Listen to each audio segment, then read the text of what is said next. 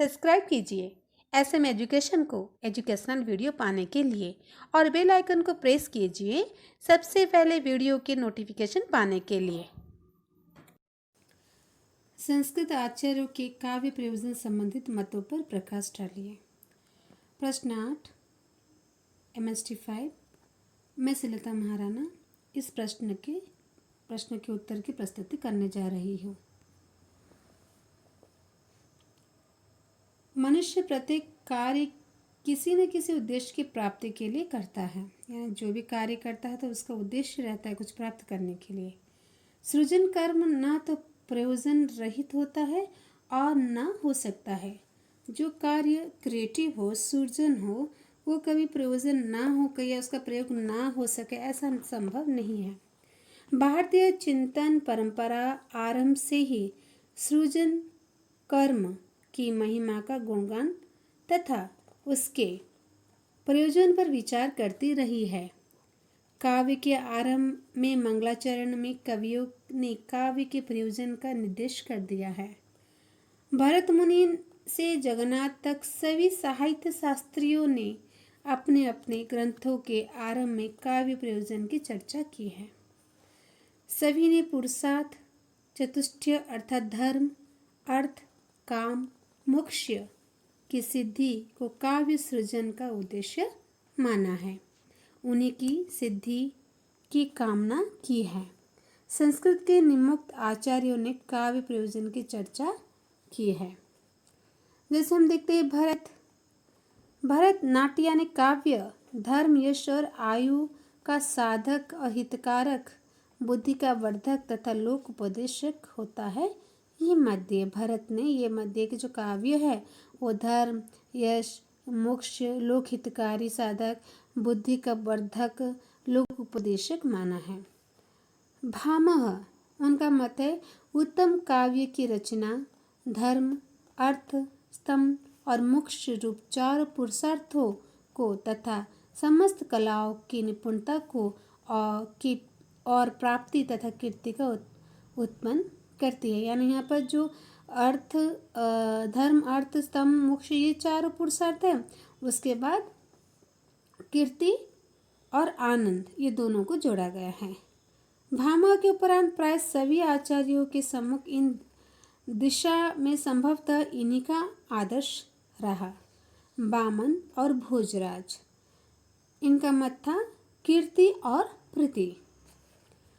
रुद्रट उक्त पुरुषार्थ चतुष्टय के अतिरिक्त अनर्थ का उपशम, यानी रुद्रट का भी मत था कि जो चार पुरुषार्थ है उसके बावजूद अनर्थ का उपशम, जो अनर्थ है उसे उपशम पाना, विपत्ति का निवारण होना, रोग से विमुक्त तथा अभिमत वर की प्राप्ति। कुंतक का मत है चारों पुरुषार्थ के अतिरिक्त व्यवहार के औचित्य का ज्ञान, हृदय का आह्लाद अथवा अंतः चमत्कार। अग्नि पुराणकार मोक्ष को छोड़कर से तीन पुरुषार्थ मानते हैं।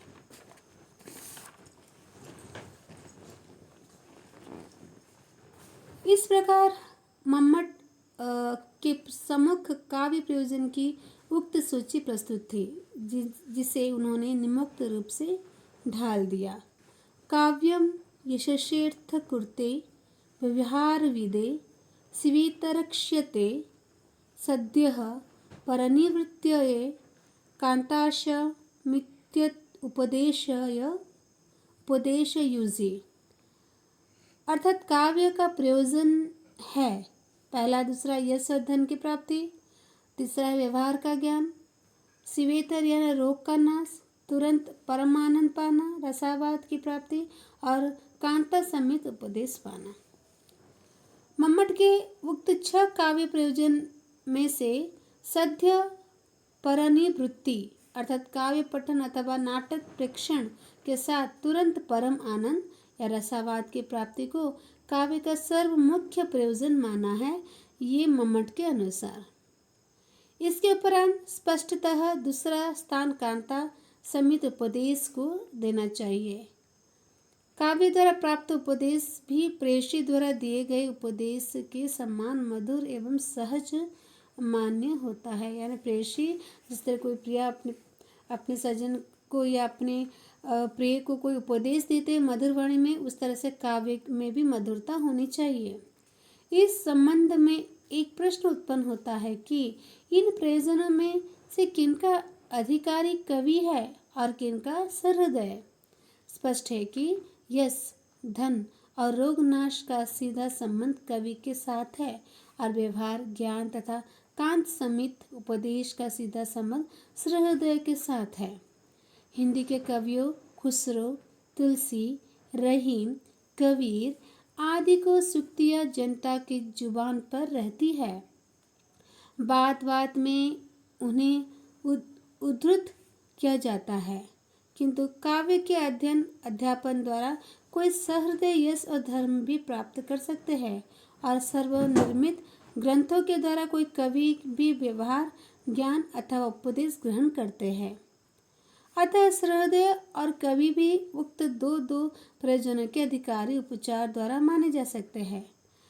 यहाँ यह ज्ञातव्य है कि रोगानाश नामक प्रयोजन जैसे हनुमान बाहुक की रचना से तुलसीदास को बाहुपीड़ा रोग से छुटकारा मिल गया, इस वैज्ञानिक युग में मान्य नहीं हो सकता।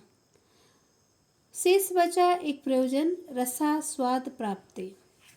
मम्मट के टीकाकारों के अनुसार सहृदय ही इसका भोक्ता है।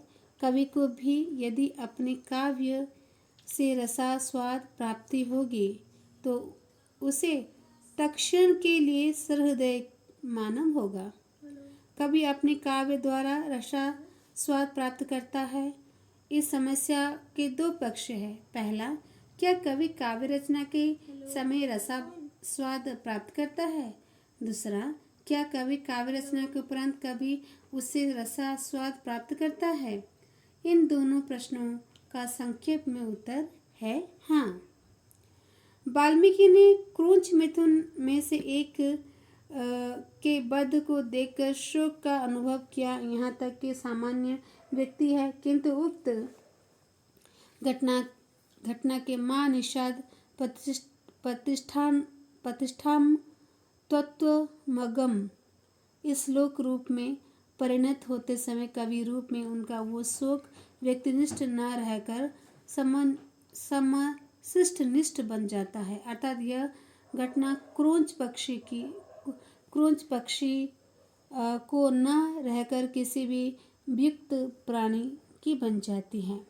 व्यक्तिनिष्ठता से रहित यह समग्र घटना कवि को रसा स्वाद की प्राप्ति कराती रहती है। हाँ, रचना करते समय जिन क्षणों में किसी प्रकार का चिंतन बाधा उपस्थित करता है, उन क्षणों में रसास्वाद की श्रृंखला टूट जाती है, किंतु बाधा के दूर होते ही पुनः जुड़ जाती है। अपनी रचना को पहले समय भी कभी रसास्वाद प्राप्त करता है। तल्लीनता के कारण जब वो अपने स्वत्व को भूल जाता है, तभी उसे रसास्वाद की प्राप्ति होने लगती है। तो ये थी हमारे भारतीय काव्य आचार्यों के काव्य प्रयोजन संबंधित मतों। तो विभिन्न भरत, भामह और वामन, रुद्रट, कुंतक, अग्निपुराणकार और उसके बाद मम्मट, इन सभी के हमने विचार देखे। उसके बाद हम देखा कि वाल्मीकि, ये सभी ने जो काव्य प्रयोजन का विचार रखा है, हमने इसे पढ़ा। आप इसे नोट कर लीजिए, हर एक पॉइंट को लिखिए और समझ जाइए, जिससे आप खुद लिख सकते हैं। तो ये ज़रूरी आपकी परीक्षा में उपयोगी होगी। आप मेरे चैनल को सब्सक्राइब, लाइक, कमेंट, शेयर कीजिए और बेल आइकन को प्रेस कीजिए। नमस्ते।